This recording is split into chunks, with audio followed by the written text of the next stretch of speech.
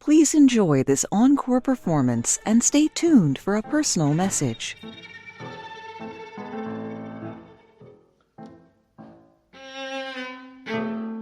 For everything that makes people different across the world, there is something that makes us the same.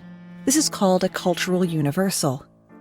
Cultural universals include things like gender roles, jokes, death rituals, and mythology.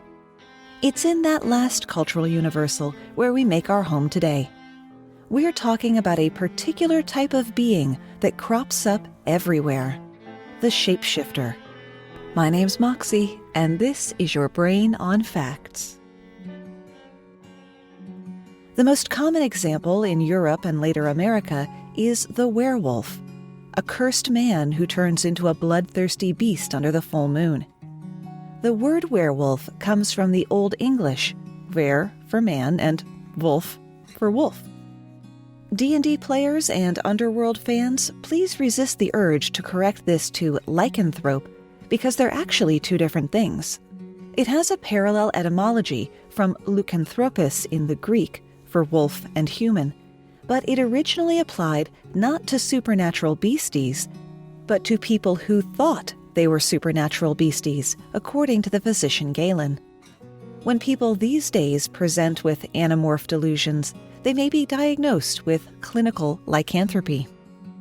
Lycanthropes can transform at will, and they have a more specific origin story than werewolves as an institution do. In Greek mythology, Lycaon was the king of Arcadia, who got it in his head that Zeus was not as omniscient as people believed, and that he was just the right guy to prove it. In the most popular version of the myth, Lycaon held a ceremony and feast to honor Zeus, and Zeus showed up. The main dish on the table was the roasted flesh of Lycaon's own son, Nyctimus. The scheme being that Zeus would eat Nyctimus, thinking it was pork, thus proving he wasn't all-knowing. Turns out he was. Rather than kill Lycaon outright, Zeus turned him into a wolf and resurrected the prince, who then ascended to the throne. But enough about werewolves and lycanthropes. There are half a dozen Underworld films if you need more of that. And even though there are many different werewolf legends in many different cultures, we're going to do our best to stay out of Europe and away from wolves today. As usual, much easier said than done. Let's spin the globe around and see where to stop. And stop. Ooh, Brazil, the home of the Boto Encantado, the dolphin shapeshifter of Amazon River folklore. During the day, the Boto Encantado cavorts in the Amazon, living its best pink dolphin life. If you've never seen pictures of a pink river dolphin, there's a link in the show notes. They're sort of Mother Nature meets Lisa Frank. At night, though, the Boto transforms into a handsome young man who seduces girls, gets them pregnant, and then pops back to his river come morning. You will see this pattern of behavior repeatedly today. The Boto Encantado loves a party. They can't resist inviting themselves. So if you're having a get-together in the Amazon River basin, keep a close eye on your single girlfriends, because it's really hard to serve a dolphin with a paternity suit. You should be okay if your party is indoors, though. Boto Encantados may look human, but they have a distinct tell. They retain their blowholes on the back of their heads and will always wear a hat to hide it.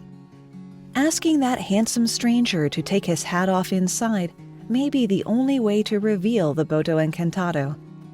They were renowned for being charming, to the point that partygoers will beg them to stay even as morning encroaches and the Boto Encantado needs to get back to the water. And they aren't one-trick dolphins either. They have the power to control storms and can transform humans into Encantados themselves, or afflict them with disease or insanity. Most people who live near the Amazon won't go near it between dusk and dawn, or won't go in the water alone during the daytime, because Encantados are fond of abducting humans they fall in love with, the children born of their dalliances, or just anybody near the river who looks like they'd be good company. Kidnapping is a common theme in folklore in general and among shapeshifters in particular, but sometimes it's the shapeshifter that gets kidnapped. In the waters around the Orkney Islands off the northeast coast of Scotland, seals are a regular sight. Their meat, blubber, and hides have been important resources for the Orcadians for centuries. But you must be careful which one you hunt, because you never know who is a seal and who is a selkie. Selkies have the power to turn into humans, and beautiful ones at that, who like to dance under the moon or just bask in the sun. There's no consensus among storytellers as to why, how, or when selkies transform. Maybe it's Midsummer's Eve, maybe every 9th night.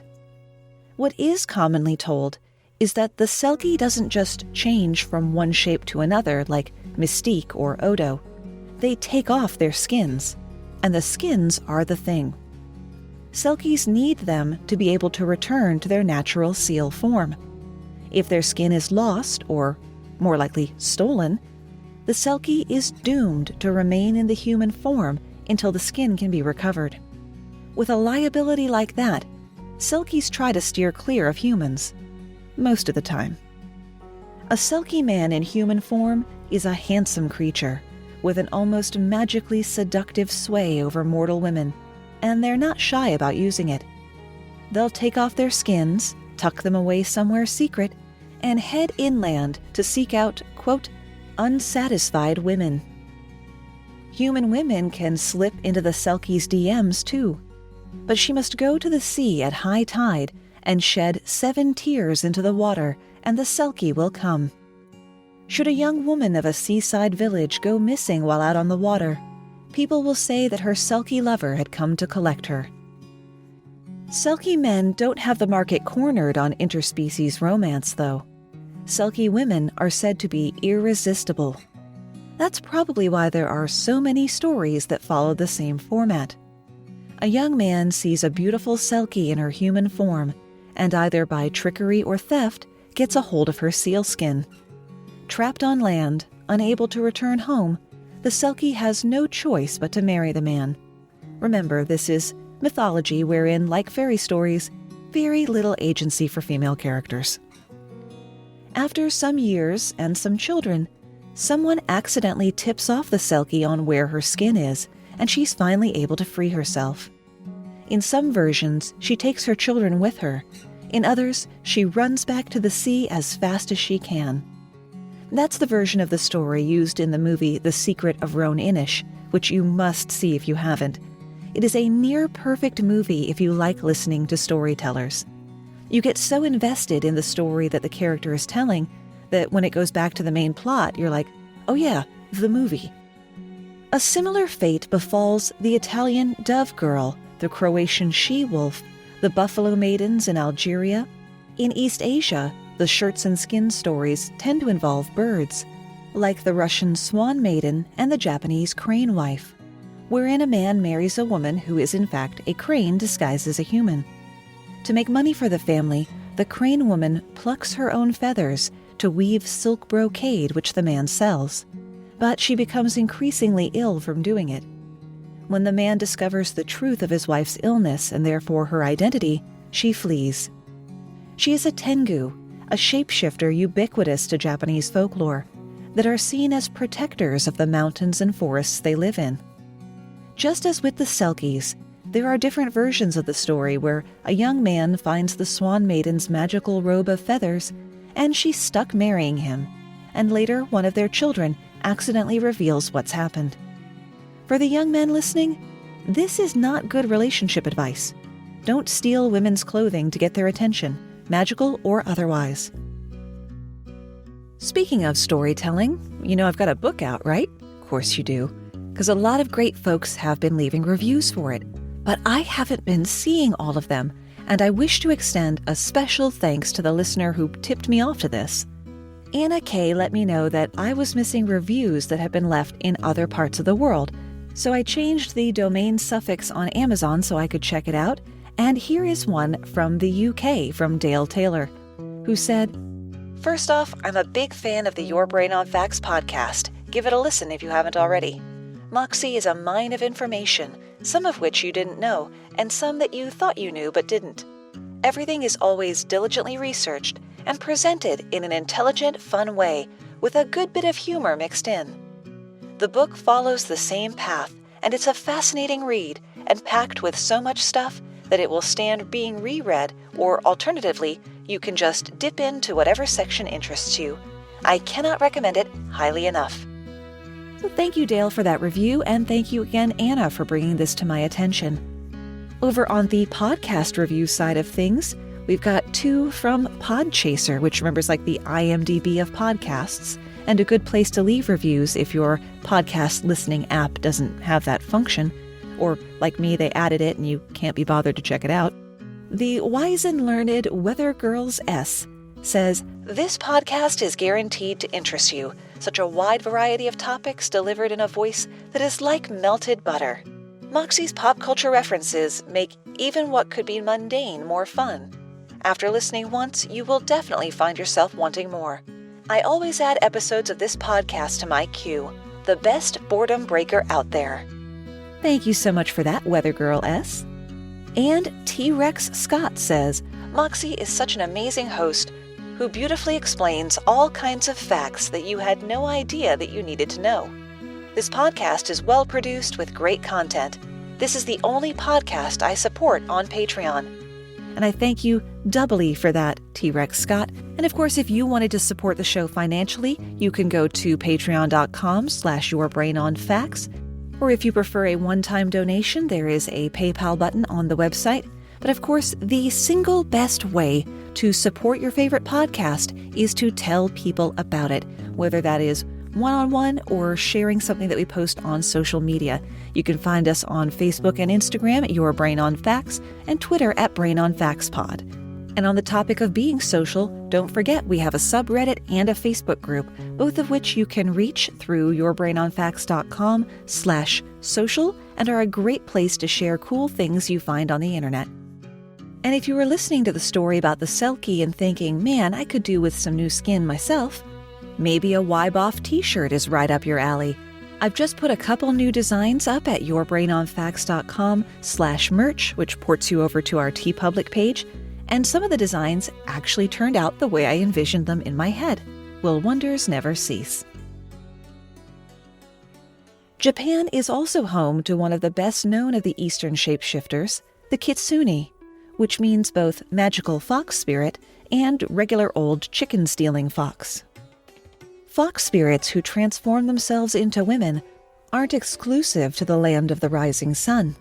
They can also be found in China, where the myth originated, as Hulijing, and Korea as Kuhimo. Traditionally, fox spirits are tricksters who shapeshift into beautiful women to seduce men, sometimes to drain their life energy to become immortal, sometimes just for the lulz. A man might find himself falling in love at first sight with a gorgeous stranger, abandon his family to be with her, only to discover she's a kitsune. The fact that they retain their fox tail when in human form is usually what gives them away.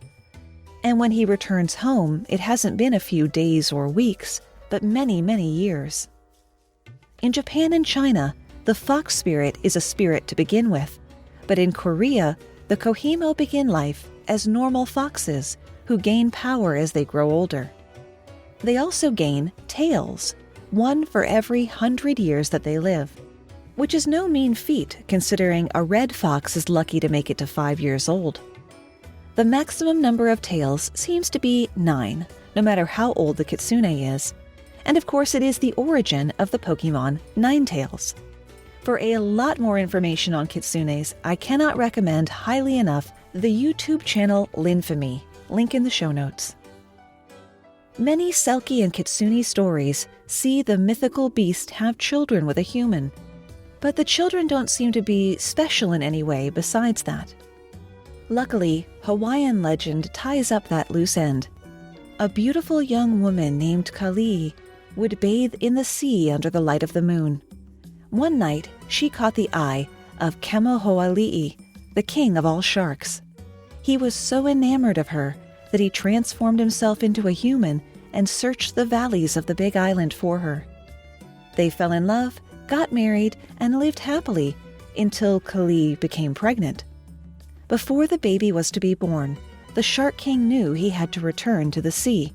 I am sure the timing was just a coincidence. and he ordered Kali to give birth alone and to never allow the baby to eat the flesh of any animal. The baby, Nanayui, was born as beautiful as his mother, except for a gaping hole on his back, like the mouth of a fish. Kali kept her word not to let Nanayui eat meat, but eventually he grew to the age where he would eat with the men rather than the women, and of course the men gave him meat. This triggered in Nanayui a ravenous hunger, and the fish mouth on his back grew razor-sharp teeth.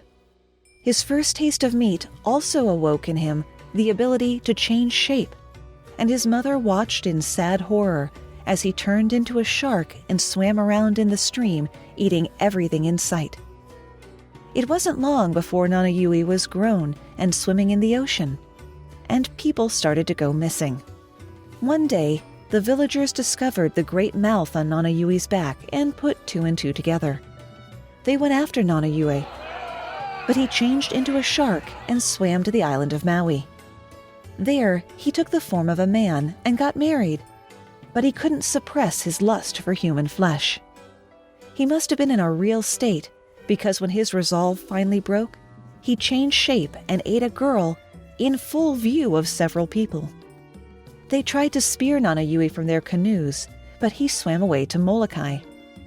Act 3 of the story is basically Act 2 all over again, except this time the people on Molokai were able to catch Shark Nanayui in their nets and kill him. Thus died Nanayui, son of Kamohoali'i, king of the sharks.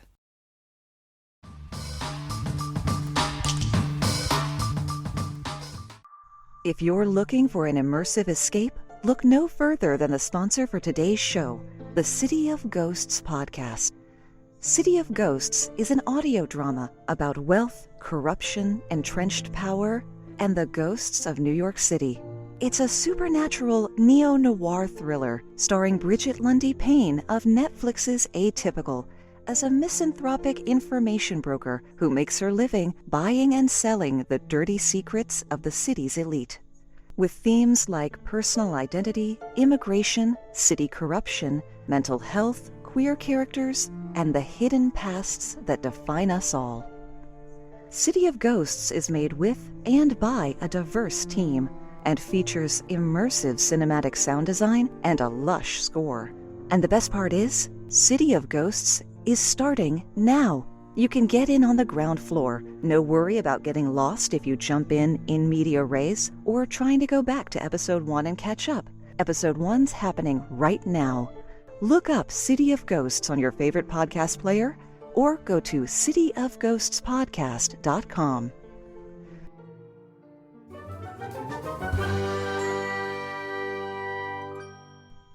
Hey, so can we talk for a minute? Come sit by the fire while I dump out my purse. You might have noticed, you really couldn't have missed it, there hasn't been a lot of YBOF happening lately. The reason for that, as some of my longtime listeners, and I can't believe people have been listening this long, as some know, I have a chronic idiopathic pulmonary condition. Idiopathic means we don't know what the hell it is. We being myself, 3 pulmonologists, 2 cardiologists, endocrinology, a full GI workup, even saw a Johns Hopkins doctor who had no idea what I was dealing with. And stumping a Johns Hopkins doctor isn't as cool as it sounds. So it's kicked up again, and it does this. This could last for an hour, a day, a week, 6 weeks, like now. The trouble is, I do voiceovers for a living. The irony is not lost on me, and I got into voiceover after the onset of this mystery condition, because it's what I want to do, and when COVID hit, it was damn jolly well time to get out of retail, especially because retail employees aren't allowed to protect themselves by requiring people to wear masks. Hey, managers, protect your employees from your customers. So doing voiceover requires my lungs, and then there's no lungs left over for the podcast, since VO pays the bills. For those who like things quantified, as I do, for the past week, for example, I've been able to record for about 2 minutes, and then I need to stop for 5. I can repeat that cycle for up to 30 minutes, but then I have to lie down for 30 minutes, at least. So work gets done really, really, really slowly. It's especially complicating because I just took on the largest job by word count that I've ever done. This is a great time for me to mention the amazing support from the members at patreon.com/yourbrainonfacts. This is not a call to action pivot. I just want to bring special attention to these folks. And I want to thank all the new members and all the people who, without prompting, just from the goodness of their soul, and including one person who's already in the utmost tier, raised their support amount. Thank you so much for that. So a big thanks to folks like David N., Taylor M., Eric P., Sharon M., OJ, and someone calling themselves Ms. Fragile Left, which I hope is facetious, but you do you, boo. So what's the bottom line here for the podcast going forward? Well, I'm not giving up on it. 160-odd episodes in, I'm not going to bail now. I just can't always do it. I've also become increasingly reluctant to rerun the old episodes because I go back and listen and I just can't stand the way they sound. It's probably much worse for me than normal people because my ears have become increasingly attuned to vocal and sound qualities. Just ask my husband, who every evening watching TV next to me has to constantly hear things like, he needs a windscreen, he's too close to his mic, that was a separate session. The poor dear can't get a moment's peace from it. So I will do my utmost to get new episodes made, but if there isn't one that week, it's not because I didn't want to. I'm not saying this to pity whore, get sympathy, get attention, fish for compliments, anything like that. I always feel so awkward when that reaction comes in. I just wanted you to know what's going on with the show, which means what's going on with my lungs. Because what's going on with my lungs is what's going on with the show. And I appreciate everyone sticking with me through this inconsistent schedule. I know it's not good for the algorithms and stuff like that, but I don't care about algorithms. I care about you enjoying the show. And I'm sorry the show isn't here as much as it should be for you to enjoy.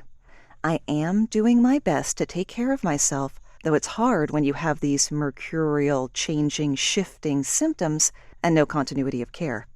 I don't even know who to see at this point. So please be patient, stick with me, spread the word on social media, whether you see me post or not. And hey, if you know a good diagnostician within, say, a 3-hour drive of Richmond, Virginia, shoot me their number. We now return you to your regularly scheduled program already in progress. On the mainland, there stalks a creature so fearful that people don't like to speak of it. They like it even less when outsiders do it, because we tend to twist their belief system into cheap movie monsters. The Navajo call them Yi-na-lushi. With it, he goes on all fours. We call them Skinwalkers. In the Navajo culture, a skinwalker is a type of harmful witch who has the ability to turn into, possess, or disguise themselves as an animal. The Navajo believe there are places where the powers of both good and evil are present, and that those powers can be harnessed for either. Medicine men use these powers to heal, while others seek to use the power for harm, often using human corpses in their magic. Becoming a skinwalker comes at a high price. They must kill a close family member, usually a sibling. Typically male, these witches walk amongst the unsuspecting tribe during the day and secretly transform under the cover of night. Most often, they are seen in the form of coyotes, wolves, cougars, bears, and foxes, but can take the shape of any animal. They then wear the skins of the animal they transform into, hence the name Skinwalker. Sometimes they also wore the animal's skull or antlers on top of their head, which brought them even more power. They choose what animal they turn into, depending on the abilities they need, such as speed, stealth, or just teeth and claws. Because of this, the Navajo consider it taboo for its members to wear the pelt of any predatory animal. You can tell if an animal is a skinwalker on all fours by looking into their eyes, which will still look human, but you do so at your own peril. Locking eyes with a skinwalker can let them take possession of your body. They can bring illness and death, control over animals, and even reanimate the dead.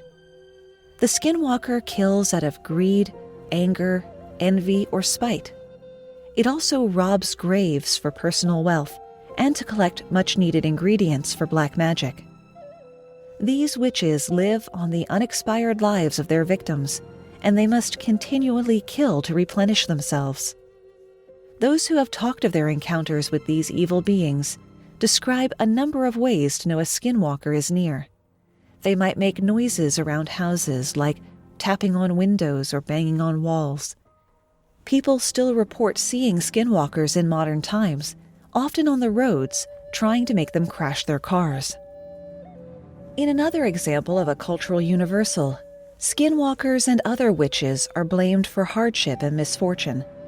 This was most apparent with the Navajo witch purge of 1878, which rose out of a real tragedy.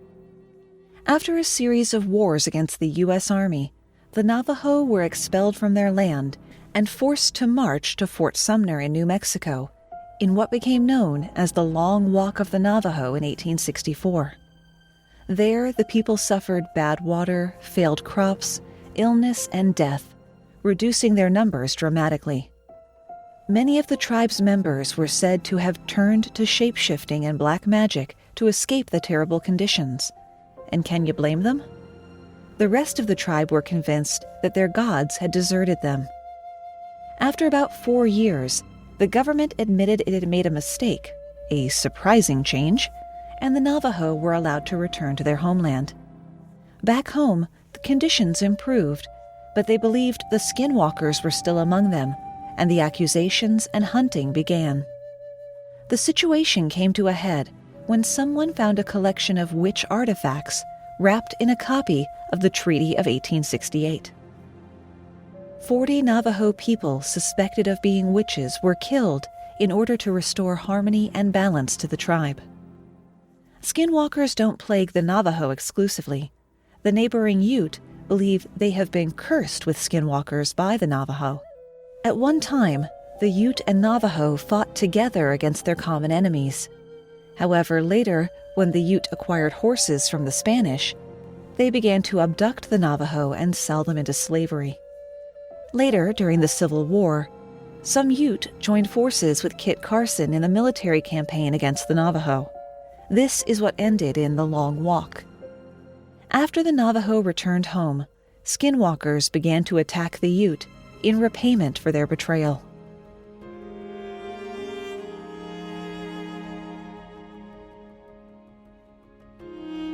I know I said we would stay out of Europe as much as possible, but a little bit of Europe has come to us. Welcome Ben and Barry from The Worst Foot Forward to tell us about a shapeshifter I find particularly interesting. Thanks, Moxie, and hello, mighty fans of your brain on facts.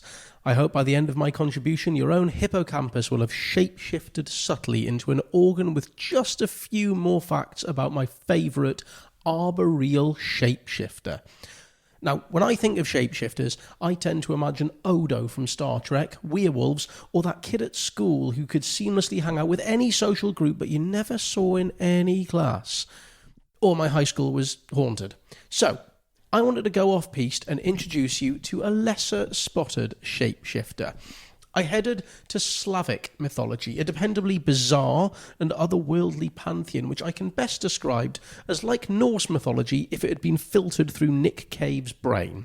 Amongst the Slavic gods is a deity called Leshi, literally, he from the forest. The Leshi is sometimes referred to as a tree spirit, and on other occasions a demon god, and some folklore even suggests that his origins may come from humanity itself. At his heart, Leshi is a protector of the forest, the grassland, and all the creatures within it, while commonly adopting a masculine humanoid shape, because even shapeshifters are bound by the patriarchy. Leshi is able to assume any likeness and can change in size and height, making him the only overtly telescopic deity. There is no account if when he does so he bellows, "Go, go, Leshi legs!"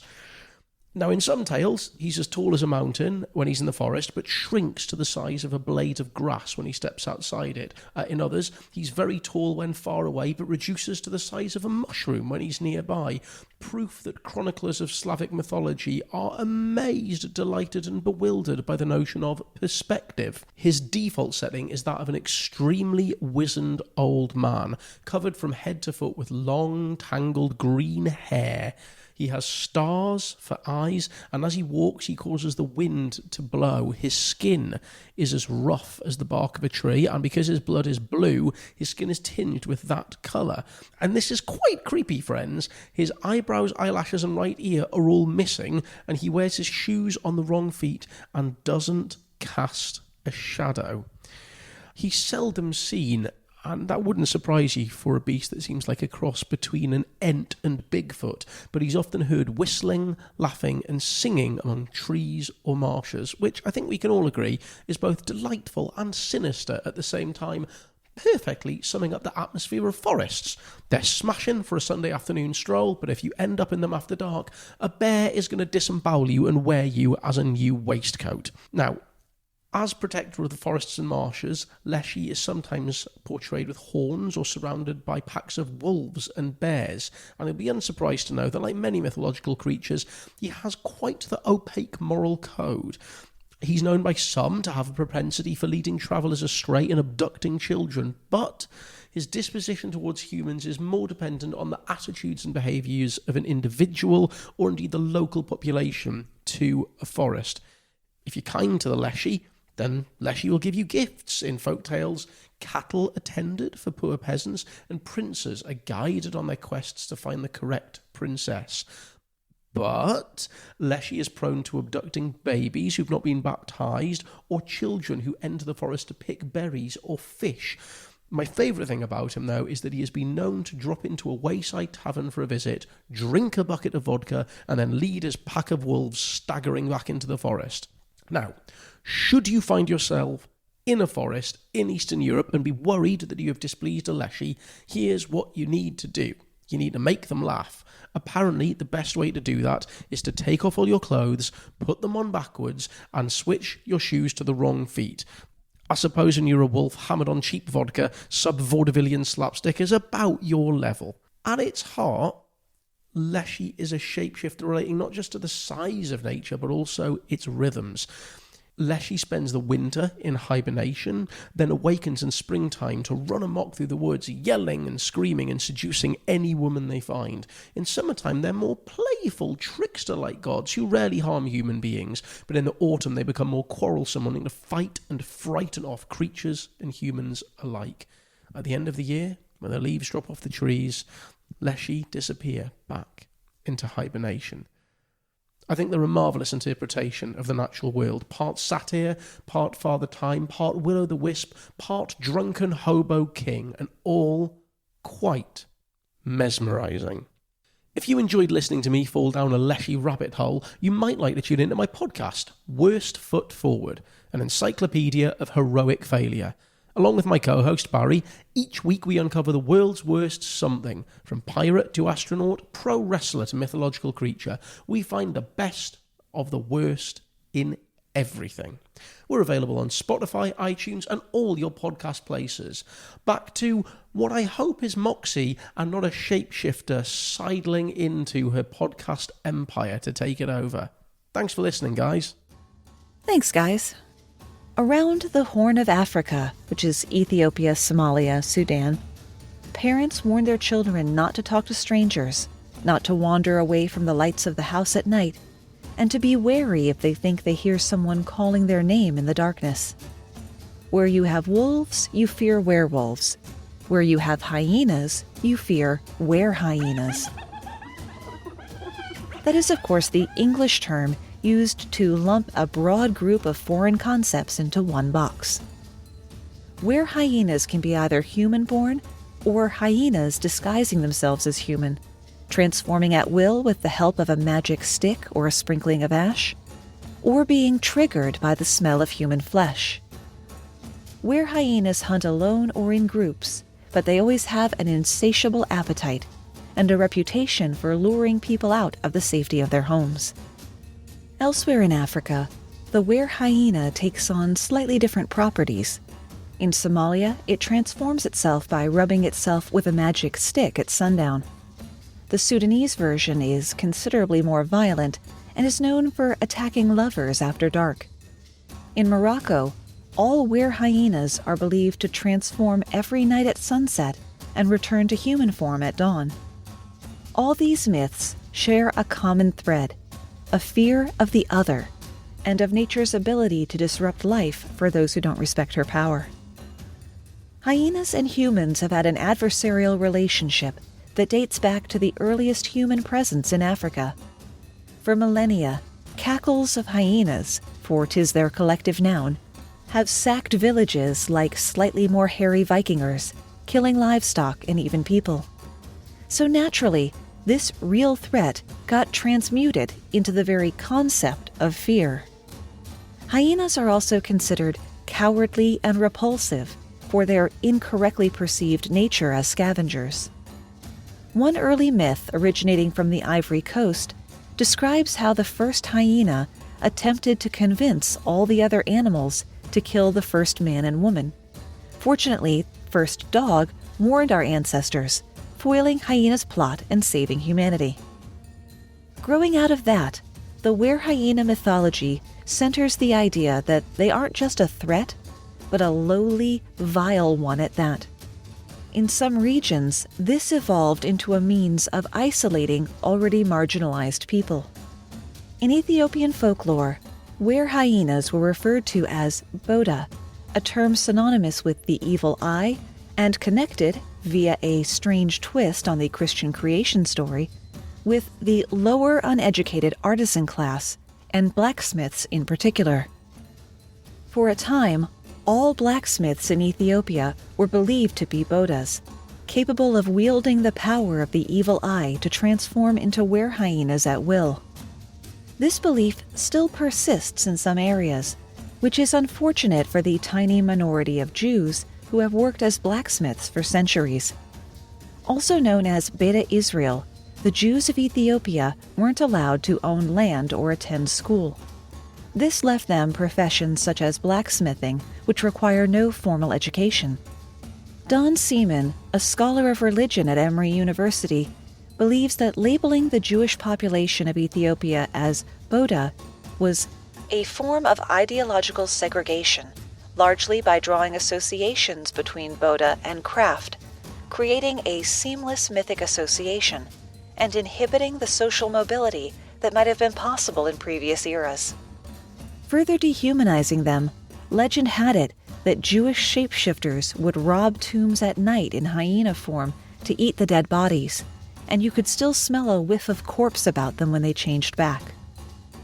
Werehyenas' ties to the Jews of Ethiopia has greatly reduced with time, but not because of any particular enlightenment, but largely because most Ethiopian Jews were either forced to convert to Christianity or emigrated to Israel in the 1980s. And that's where we run out of ideas, at least for today. Thanks for spending part of your day with me, and stay safe.